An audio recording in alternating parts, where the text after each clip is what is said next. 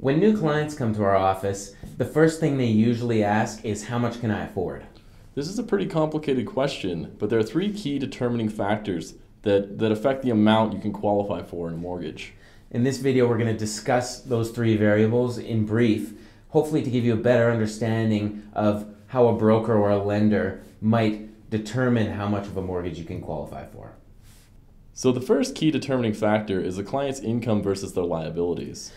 In order to qualify our clients, we need to look at their total annual income and their debts, and we have to determine how much of their annual income is spent on those debts. One of the debts that we consider is, hypothetically, the mortgage payment you're trying to qualify for. So this whole process is called debt servicing, and it includes everything you make a payment towards. So it would include things like a credit card, an auto loan, your hypothetical new mortgage payment that you're trying to be qualified for. Property taxes, student loans, anything like that we have to consider. So when we get all those debts, we do a calculation, and it can only be a certain percentage of your annual income. This is a pretty large and complicated topic, so we actually have an entire series dedicated to it, and you can just check out our income series for more videos on that topic. The second key determining factor that we have to consider when we're qualifying our clients is down payment. Down payment essentially is how much money you're going to pay upfront for your new property. In Canada, the minimum down payment is 5% of the purchase price. Your down payment can come in many different ways. It can be a gift, it can be your own personal cash, RSPs, investments. It can even be borrowed sometimes. So a down payment can affect mortgage qualifying directly and indirectly. The most obvious way it affects it is that the larger your down payment, the less of a mortgage you have to qualify for. So if the house's purchase price was higher, the higher the down payment, you might be able to pull out a mortgage that would be able to afford that price of house. Exactly. And the down payment can also affect your qualifying in a more indirect way, and it has to do with mortgage insurance premiums.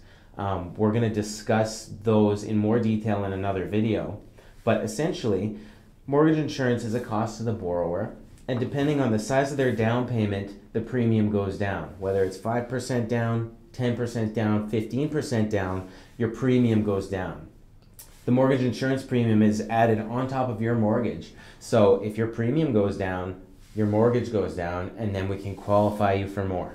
So yeah, if you're interested in knowing more about down payment, please check out our series on down payments.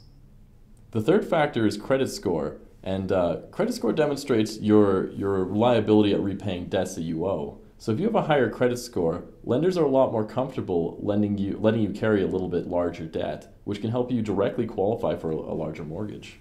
That's right. And your credit score we get from companies like Equifax or TransUnion. These companies track your credit by asking your creditors, and all of our creditors, to report to them things like how many lines of credit you have, or credit cards, or loans. And they also report derogatory things like missed payments or collections and anything like that.